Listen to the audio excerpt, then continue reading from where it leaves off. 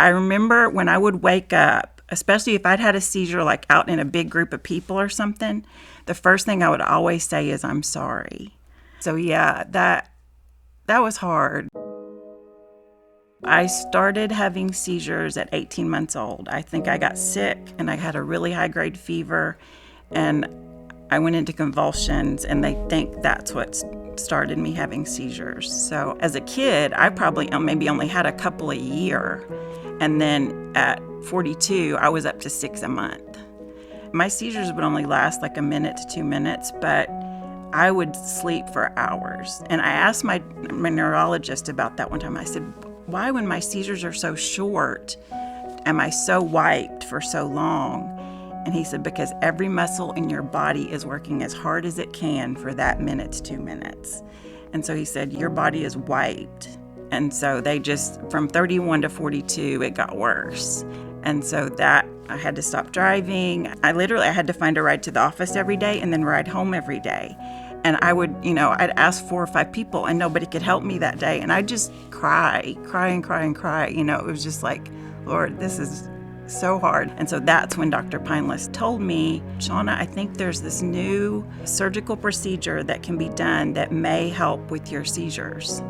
And I'm sitting there in the chair thinking, brain surgery? No way.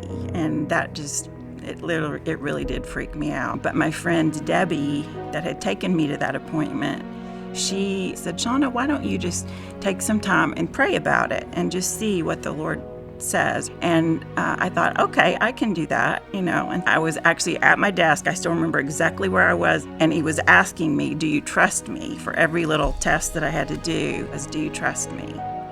Like, I've got this, I've got you.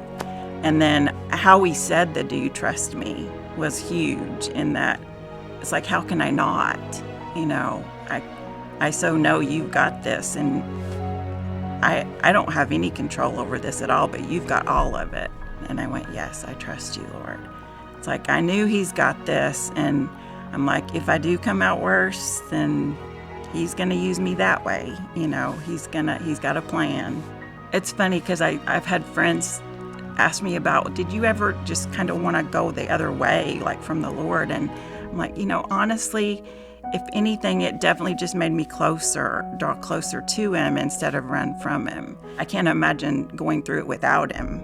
I just remember crying and journaling, writing out.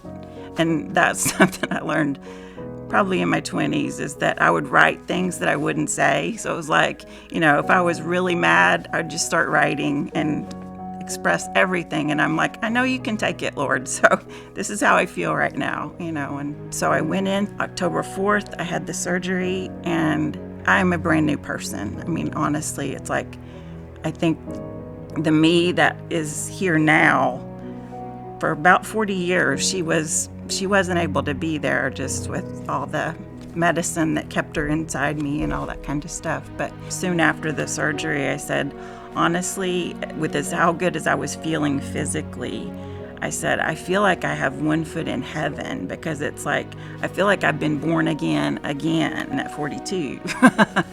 It's like the real me is here now. And so, epilepsy definitely played a part in making me more probably reliant on him. And he was who I learned to go to because I trust him.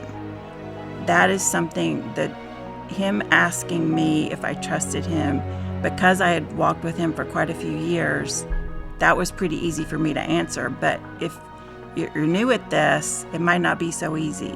So whatever experience you might be walking through right now, and it's scary or it's definitely going to change your life, I think I would encourage you to just talk to him, listen to him, and I promise you will get to the point where you realize how worthy of your trust he is. Because he is God and he made each of us for a purpose. So I don't have to worry. I don't have to be afraid. Fear doesn't even need to have a place in my heart at all with him right there. It's probably the greatest lesson and my favorite thing, and that's that he's always there. And there's never a time when, whether I'm walking through something really hard or amazing, but wherever I am in life, he's right there with me. and there's never a point in time when he's not. And that just, I'm so thankful.